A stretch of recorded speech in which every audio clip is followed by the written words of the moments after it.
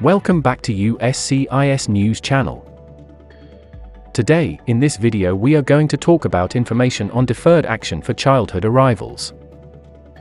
If you are interested in this topic, please watch till the end of this video for latest updates and news.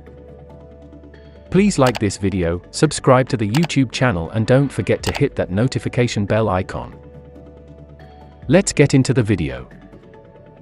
Under the Deferred Action for Childhood Arrivals (DaCa) program, U.S. Citizenship and Immigration Services can provide temporary protection from removal for certain non-citizens who came to the United States before age 16.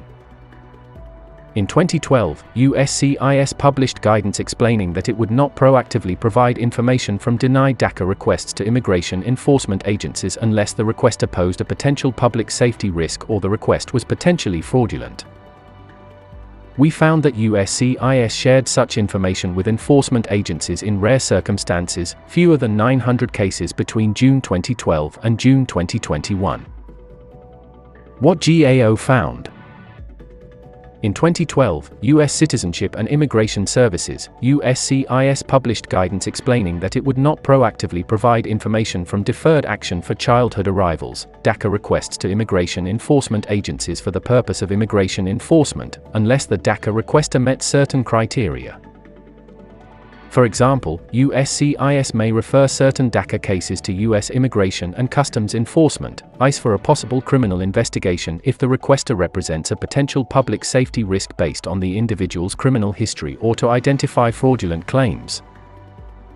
USCIS has shared information with ICE for immigration enforcement purposes on a small number of DaCa requesters and recipients who engaged in activities that disqualified them from DaCa. Specifically, of the 106,000 DaCa requests that USCIS denied, it referred fewer than 900 cases, less than 1% to ICE.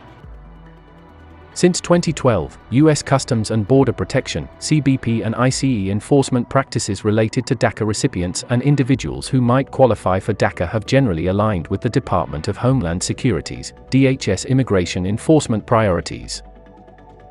While DHS's immigration enforcement priorities have varied since 2012, the department has generally not considered DaCa recipients to be immigration enforcement priorities unless they met specific criteria, such as having engaged in certain types of fraud or activities that posed a threat to national security or public safety.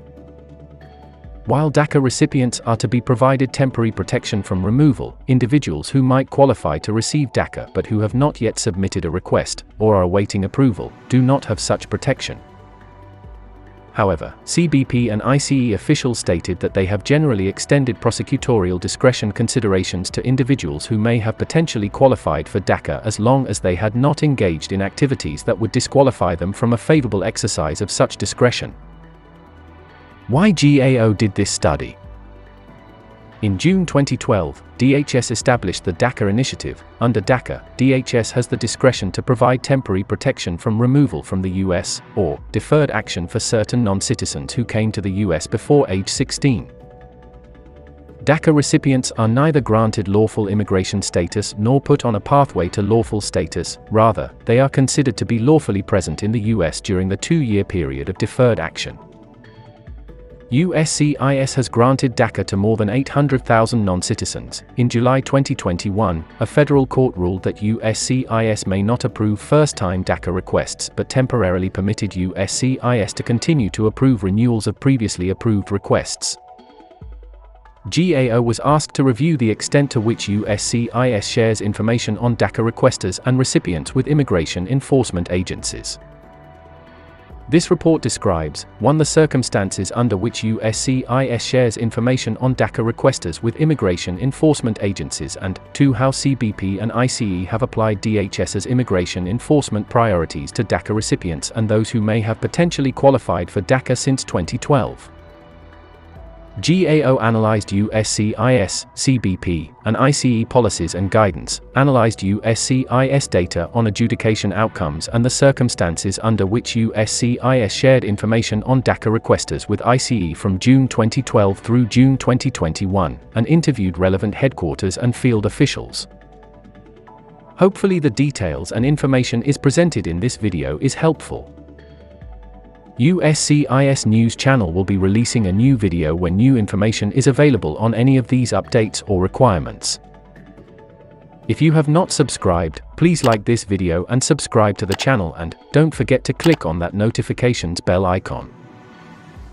See you sooner in next new immigration video.